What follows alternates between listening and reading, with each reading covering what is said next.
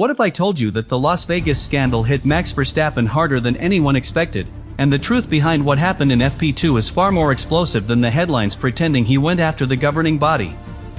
You saw the double red flag, but you did not see what triggered the panic inside the garages. Cars were flying over an unstable section of track, and the entire paddock realized that the situation was seconds away from repeating the disaster of 2 years ago. And while everyone focused on the chaos, Verstappen was battling a Red Bull RB21 that refused to work in the cold desert conditions. The car would not enter its operating window, the tires froze and the balance collapsed every time he tried to push. Stay right here, because once you discover what Verstappen was dealing with under the surface and what really unfolded in those final minutes of FP2, you will understand why Las Vegas 2025 became a turning point for him and for the entire championship. The second practice session in Las Vegas unfolded under conditions that were already pushing every driver to the limit. The desert night had trapped a layer of cold air over the strip, creating one of the lowest temperature environments of the entire season. Tire warm-up felt impossible, grip levels changed from one corner to the next and drivers were scraping for reference points on a surface that refused to stabilize. Verstappen rolled out for his opening laps knowing that the session would be about survival first and performance much later. But even he did not expect the night to become the center of one of the most talked about controversies of the season. The early part of FP2 showed how unpredictable the circuit had become. The tires lost heat on every straight, the braking zones felt like ice and the steering response switched between dull and snappy in a single sector. Verstappen reported that the car felt unresponsive during the first laps, and the engineers could see through the telemetry that the Red Bull RB21 was struggling to enter its delicate operating window. In a cold environment like Las Vegas, this problem becomes a structural limitation rather than a simple setup inconvenience. The car was either slightly too cold or already starting to grain, leaving Verstappen without anything he could build confidence on. Then came the red flag that changed the tone of the entire session. What looked from the outside like a routine interruption was, in reality, the first signal of a dangerous structural problem beneath the surface. A marshal near one of the fastest corners reported a manhole cover behaving inconsistently when cars passed at high speed. For the governing body, this required immediate action. The session was stopped, the surface inspected and the circuit declared safe after a short evaluation.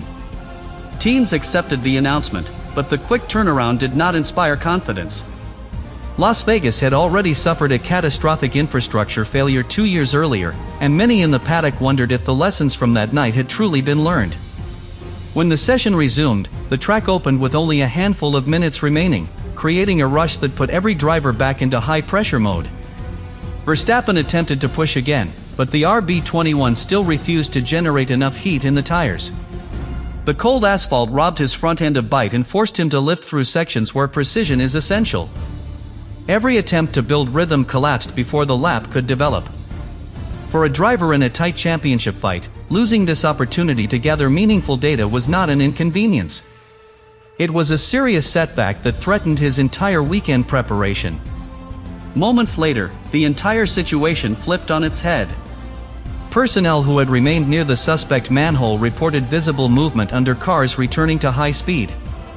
This forced a second red flag and an immediate halt to the session. The fact that the governing body had declared the track safe just minutes earlier created instant frustration across the paddock. Drivers who had pushed through one of the coldest and most unpredictable sessions of the season discovered they had been driving over a surface that was not structurally stable. The fear was not theoretical. It was direct, immediate and familiar, given the history of the circuit. For Verstappen, the combination of cold track conditions, repeated interruptions, and an unstable RB21 created one of the most difficult FP2 sessions of his entire season. He finished the evening without a single clean push lap, without the tire data he needed and without the confidence required to understand how the car would behave once temperatures dropped even further in qualifying. And beneath all of that, the revelation of the second red flag added a new layer of tension. The pressure of the championship fight had collided with a night defined by chaos, uncertainty and safety concerns that no driver could ignore. The central problem that emerged in Las Vegas was far bigger than a red flag or a cold track. It was the complete collapse of stability in a session that every team needed to execute with precision. The first interruption already hinted at danger when a marshal reported abnormal behavior on a manhole cover at high speed. But the real shock arrived when the governing body declared the track safe after a brief inspection, only for personnel on site to notice the exact same structure moving again once the cars returned to full acceleration.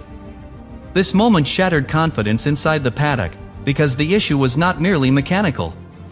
It was structural, unpredictable, and capable of causing floor damage or worse, just as it had done 2 seasons earlier. Inside the cockpit, drivers felt the uncertainty immediately. When a track presents variations in grip or temperature, they can adjust. But when the surface beneath them carries a risk of physical instability, the feeling changes completely. Verstappen, who was already struggling to make the RB21 respond, now had to process the idea that the track surface itself might be unreliable. For a driver at his level, trust in the environment is essential, and Las Vegas removed that trust corner by corner. Even though he did not publicly explode against the governing body, the frustration was clear in his radio exchanges and in the tone of his feedback to the engineers. He was balancing performance limitations with concerns about the safety of the session. The problem extended far beyond the manhole. The freezing temperatures created a tire warm-up nightmare for every team on the grid, but for Red Bull the situation was especially severe. The RB21 requires a narrow operating window to function correctly, and in Las Vegas that window might as well have been sealed shut. Verstappen completed lap after lap without ever reaching the tire energy levels needed to build confidence. Each time he attempted to push, the tires were either too cold to bite or already beginning to slide, creating a loop of instability that he could not break. This would have been a challenge in any normal session, but combined with the red flags it became nearly impossible to overcome. The second red flag transformed the session into a chaotic rush against time. Verstappen had only a few minutes left to salvage performance data, yet those minutes were removed instantly when the structural issue resurfaced. The sudden stop meant Red Bull finished FP2 with no reliable information about aero balance, tire degradation, or traction behavior. Verstappen's 9th place on the timesheet did not reflect his pace. It reflected a session where nothing reached the conditions needed to measure his pace at all. For a championship fight slipping away race by race, this lack of data carried more weight than any dramatic headline. Compounding the problem was Verstappen's own relationship with Las Vegas. After calling the inaugural edition of the race a circus show years earlier, he had made an effort to stay neutral and avoid controversy in recent seasons. But what occurred in FP2 threatened to pull him back into the narrative he wanted to avoid.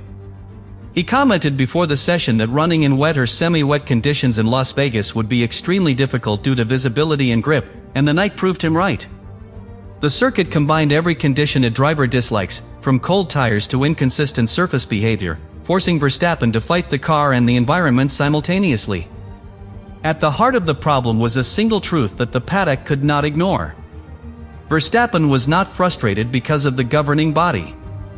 He was frustrated because FP2 removed every opportunity to understand his car during one of the most decisive weekends of the season. He left the session without confidence, without data, and without clarity. And this raises a direct question for you. If you were in his position, fighting for a title with a car that refuses to enter its operating window, and then the only crucial session of the night collapses under red flags and structural issues, would you stay calm, or would you feel robbed of the chance to prepare? Your answer defines how you interpret pressure in a sport where preparation decides everything. The engineering challenge facing Red Bull in Las Vegas reached a critical point during FP2 because the RB21 behaved like a car trapped between two extremes. On one side, the cold desert temperatures prevented the tires from reaching the level of energy needed to generate front-end bite. On the other, the lack of grip created excessive sliding that overheated the surface of the tire in short bursts, causing inconsistencies that the engineers could not model accurately. Verstappen's feedback after each run reflected this contradiction. He described a balance that shifted unpredictably, with understeer on entry transforming into sudden oversteer mid-corner, a clear sign that the tire was never stabilizing within its optimal range. Inside the Red Bull garage, engineers were forced to confront the ongoing theme of their 2025 season. The RB21 is a car that requires precision to function correctly. As Red Bull's technical staff openly admitted, the machine must be placed inside a narrow operating window or it simply refuses to deliver performance. Las Vegas, with its cold straights and slow corners, made that requirement almost impossible to satisfy. Telemetry showed constant fluctuations in tire temperature and cornering load, confirming that Verstappen was driving a car that never settled into a predictable pattern. Without a predictable pattern, every lap becomes a test rather than a measurement, and that is the worst scenario for data-driven engineering. The red flags pushed the engineering problem into crisis territory. The RB21 needs several laps to bring the tires to life, but every time Verstappen began that process, the session was halted. When he rejoined the track, the tires were cold again, the balance shifted again, and the readings contradicted the data from the previous run. Engineers rely on continuity to identify trends, but Las Vegas offered none. Instead, they received isolated fragments of telemetry separated by long pauses, cold conditions, and structural risk on the circuit surface. The instability of the manhole did not directly damage Red Bull's car, but it ruined the integrity of the session, stripping Verstappen of any chance to find a rhythm. The team attempted several adjustments to salvage usable information. They experimented with differential locking, brake migration, and energy deployment in hopes of generating enough temperature to stabilize the tires. But these adjustments were blunt tools against a car that required fine-tuning rather than broad corrections. Verstappen continued reporting the same symptoms. The car turned in lazily, then snapped unpredictably as soon as the rear tires lost minimal energy. Each attempt to push produced a different problem, reinforcing the idea that the RB21 was not reacting to setup changes, because it had not yet entered a state where those changes could be evaluated.